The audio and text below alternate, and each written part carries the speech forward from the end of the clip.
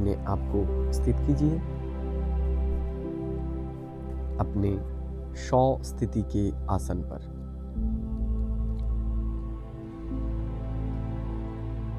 और अपने आप को देखिए एक प्रकाशमयी ज्योतिर्बिंदु के रूप में। स्वयं परमात्मा परम धाम छोड़ के हम बच्चों को पढ़ाने के लिए आए हैं। जो अनाथ थे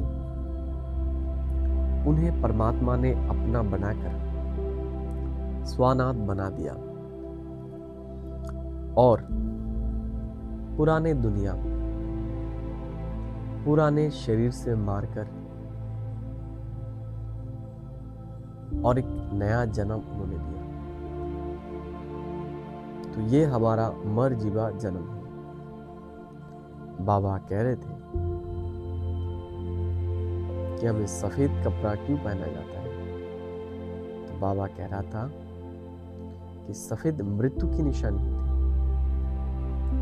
बाबा ने हमें इस पुरानी दुनिया से अभी मुक्त कर दिया है। ये हमारा नया जीवन है। तो सफेद कपड़ा हमें ये याद दिलाता है कि हम इस दुनिया से मर चुके हैं। तो किसी के बातों का,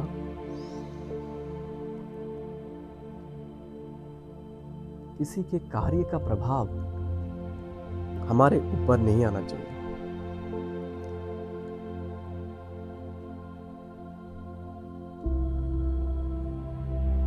फिर बाबा ने हमें कहा कि अभी हमें संपूर्ण पवित्र बनना है।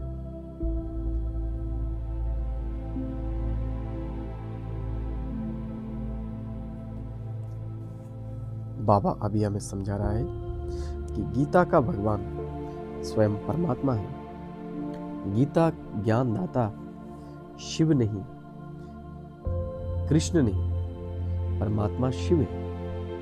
बाबा कहते हैं जब तक शिव परमात्मा इस पृथ्वी पर नहीं आता है तब तक शिव जयंती पालित नहीं होती, और जब तक सतयुग की स्थापना नहीं होती तब कृष्ण के जन्मदिन नहीं मनाई जाती।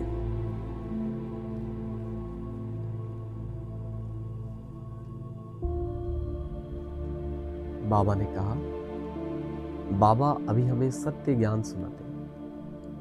इस सत्य के आधार से ही हमारा विजय निश्चय है।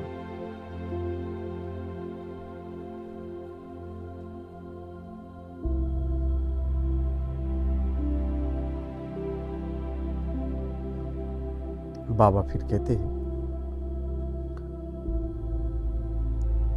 कि अभी हमें भाई भाई की दृष्टि पक्का करना चाहिए, लेकिन जब हम लौकिक में रहते हैं तब हमें ध्यान देना चाहिए।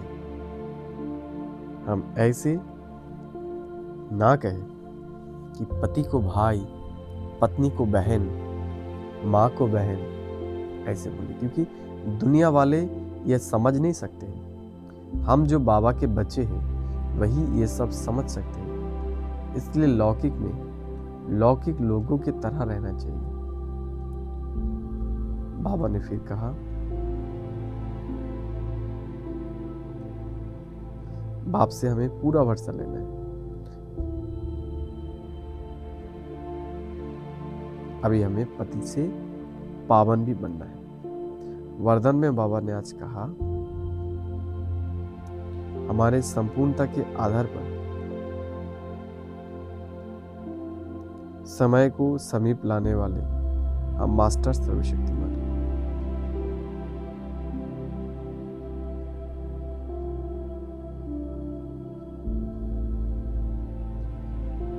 तो बाबा कह रहा है कि अभी हमें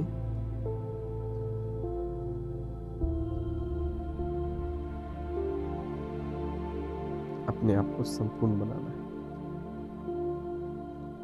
बाबा ने स्लोगन कहा, कर्म और योग का बैलेंस रखने से ही हम सच्चे कर्मयोगी बन सकते हैं। तो आज सारे दिन बाबा ने जो भी हमें समझाया है हम ये बुद्धि में रखेंगे और अपने आप को